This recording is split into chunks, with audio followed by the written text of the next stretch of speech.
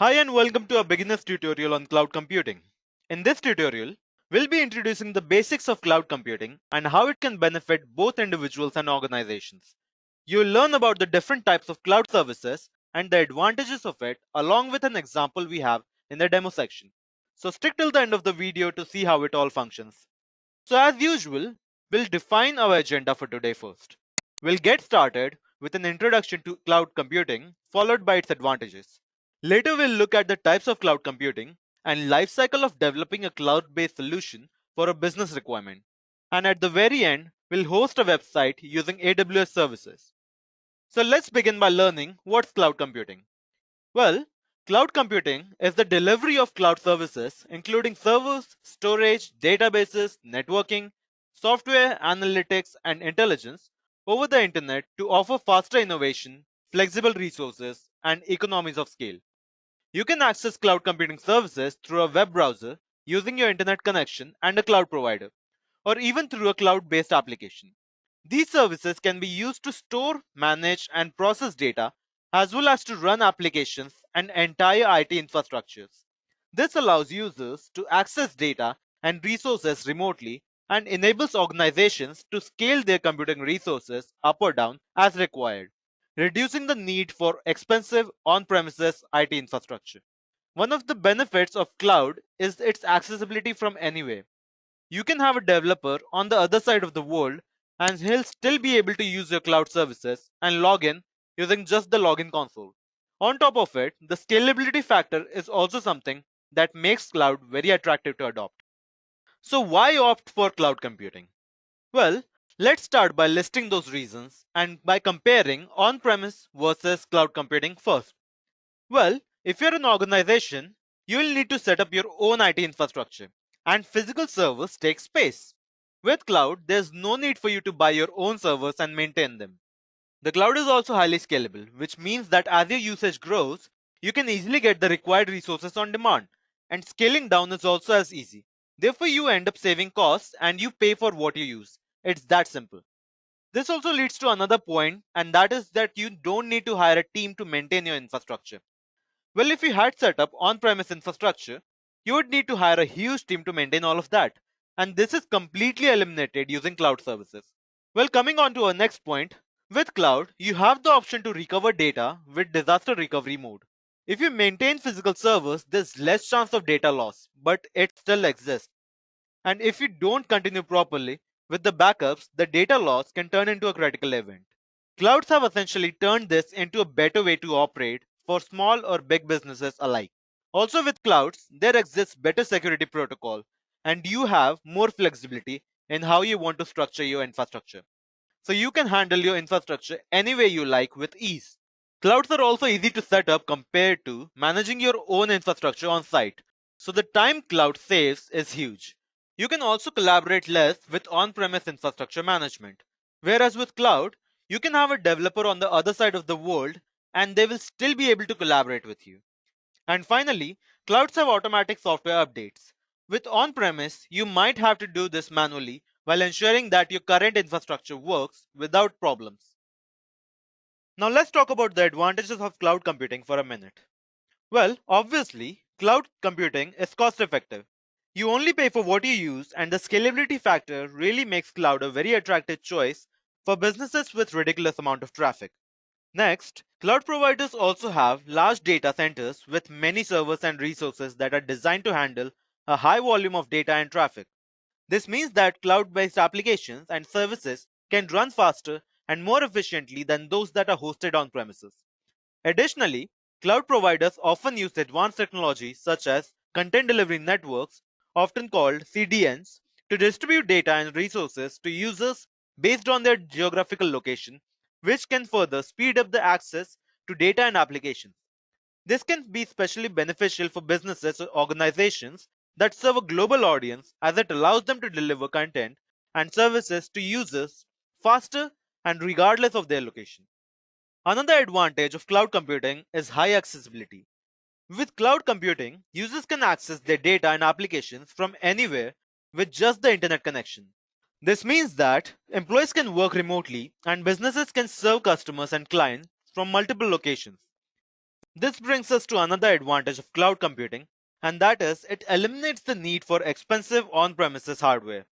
With cloud computing, organizations can access computing resources remotely through the internet and don't have to invest in maintaining or upgrading the physical servers, storage devices, or other hardware.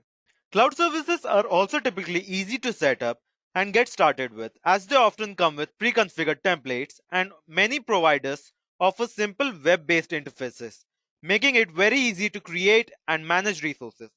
All of these factors contribute to the ease of implementation of cloud computing, making it a very convenient and accessible option for businesses and organizations of all sizes.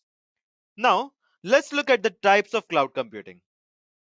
Well, to categorize cloud computing, you can differentiate them between two types. First is the deployment type, and the other one is the service model. Under deployment type, you can say that you have three types of cloud computing, and that is private, public, and hybrid cloud. Under service model, you can say that cloud services are of three types, which is SaaS, PaaS, and IaaS, which stands for software as a service, platform as a service, and infrastructure as a service, respectively. So, under the deployment model, the first type of cloud is the public cloud. This is accessible to the general public and doesn't have any sort of restricted access. Public cloud is a cloud computing service that is provided by a third party provider and made available to the general public over the internet. Public cloud services are typically provided on a pay as you go or subscription based model, allowing organizations to only pay for the resources that they use. A private cloud is a cloud computing environment that is dedicated to a single organization. And that means that it is built and maintained by the organization itself or by a third party provider who works on behalf of the organization. A private cloud provider offers many of the same benefits as public clouds, such as scalability, cost effectiveness, and accessibility, but with added security and control. The organization has full control over the environment, including the hardware, software, and networking components, and can configure and customize the environment to suit its specific needs. Private clouds are often used by organizations that have a strict security or compliance requirements or that handle sensitive or confidential data. They offer more control over the environment, which means that organizations can better ensure that their data and resources are protected.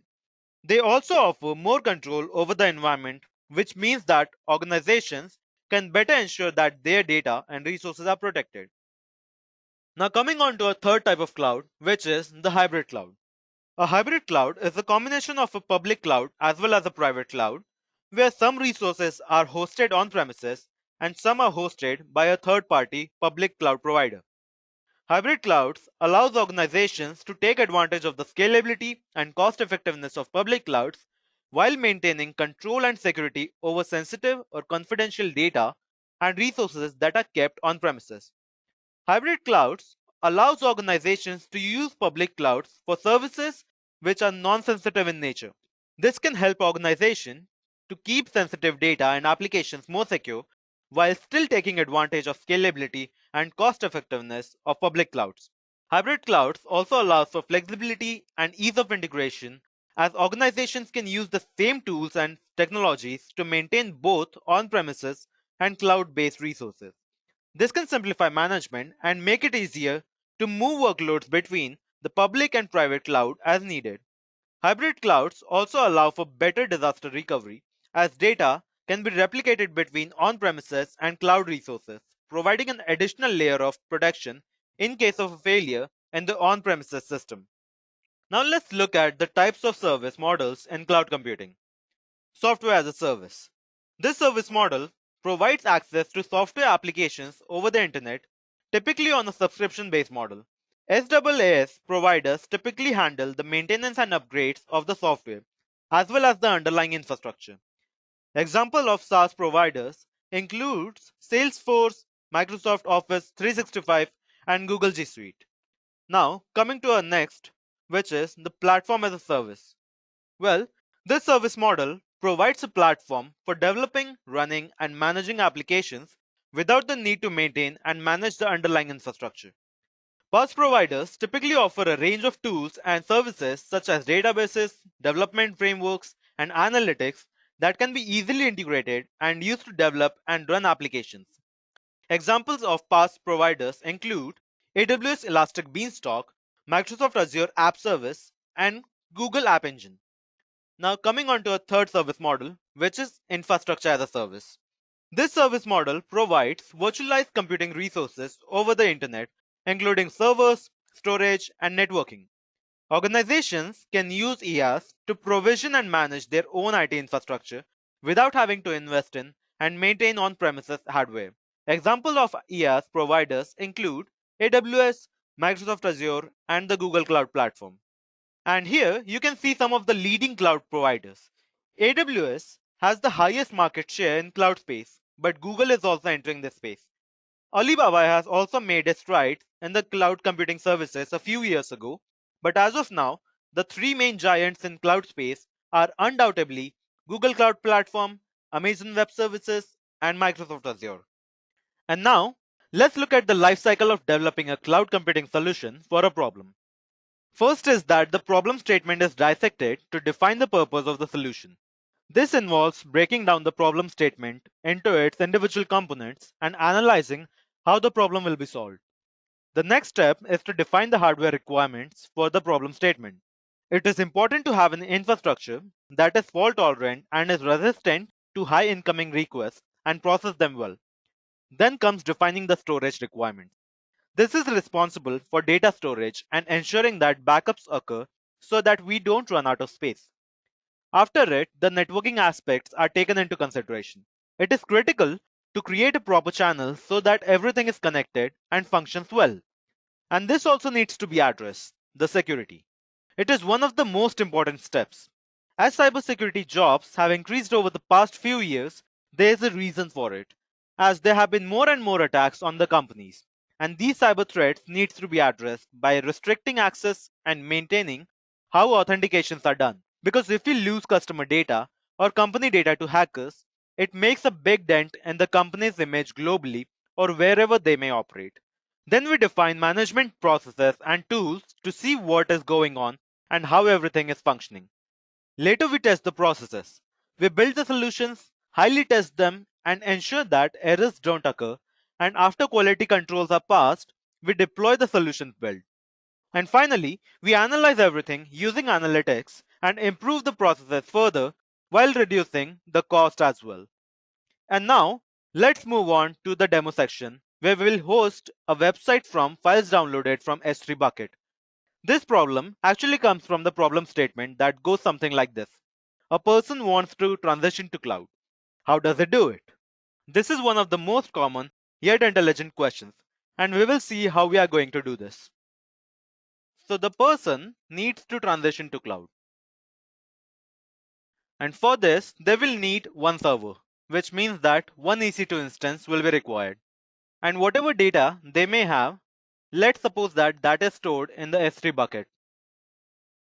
So what we need to do is we need to load the data which is stored in the S3 bucket, which is supposed to be the old data that the person wants to transition to the cloud, and load that data into EC2 instance.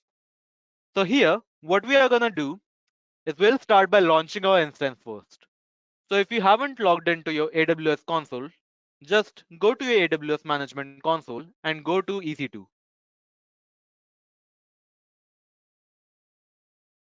Now here, I'll provide it, let's say I provide my server the name ed1 server. And now for the OS type, I'll just select the default, which is Amazon Linux. Now I'll just go down and I'll select in the key pair. Now for the key pair, I'll just be using my old key. And if you haven't created a key pair before, you can just do that by clicking on this button right here. Now for the network settings, I want to allow the HTTPS and HTTP traffic from the internet. Now with all of that done, let's launch our instance. Now, while our instance is launching, let's understand what we need to do. So as per the problem statement, the data that needs to be transitioned to cloud needs to be stored in the S3 bucket. So here I have my Amazon S3 buckets, and in that I have this website dash samples dash one. And in this bucket, I have stored some HTML files, as you can see here. So what we need to do is that we need to load this HTML files and make that just available on the EC2 instance that we just launched. And now that we have a success message, let's see our EC2 instance. Now for this EC2 instance, I'll be using 𝐓𝐫𝐸𝐿 to just log into it. Now you can also use PuTTY, but I tend to use 𝐓𝐵𝐸𝐿 because it has a lot more features than PuTTY. So let's wait for it to load. And here I'll just click on the sessions button and let's select SSH because we want to SSH into our instance. Now let's select this instance ID, and what we need to do is that we need to copy this public IP address. So let's just copy this, and in the remote host I'll just paste this, and for the specify username I'll just provide ec2-user. Now what we'll do is that we'll load our key here. So let's do that. And I have a previously created key pair, so I'll just use that. And after everything is done, let's say session name should be server, customize tab. I'll select pink, and yeah, let's hit OK. So by doing this, what we are essentially doing is that we are logging into our instance.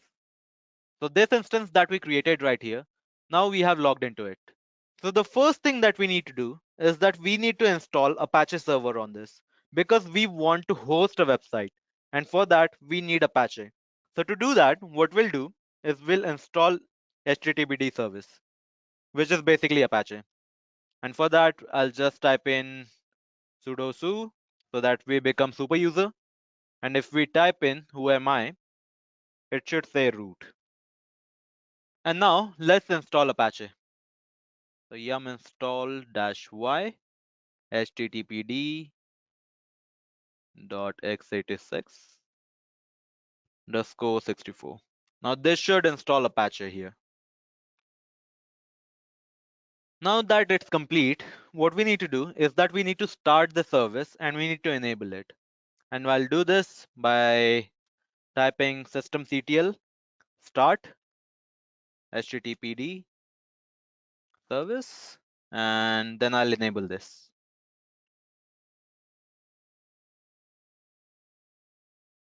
And with that, what should happen is that you should now be able to go to this.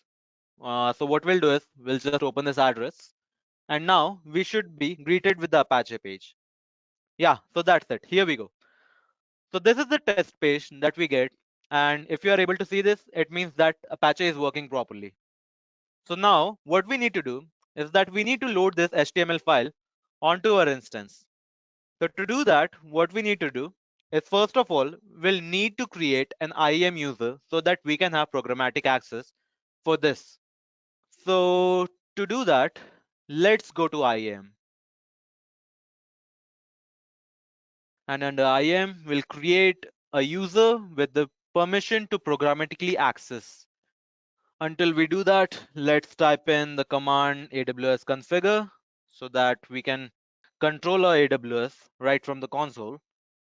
And let's create the access key and the secret key. So here, let's add in the user. And let's provide it a name, space manager or something. Let's hit next. Attach policies, and what we need to do is we need to provide the policy of S3 full access because we are going to be downloading data from it. And let's create this user. So let's click on the space manager user, and what we'll do is we'll create our keys. So under security credentials, I think we should be able to do that. So here we'll just click on create access key, and let's choose CLI. Now hit on next and create access key. So here we get our access key and we'll load this into our instance. And as you can see, I have typed in AWS configure previously. So now for the secret key, and with that we should be done. So now for the final portion, what we need to do is we need to copy the data from here and load it into our Apache server. And the way we do that is by typing in AWS S3, then we'll sync in the data, and then I'll provide it my bucket name.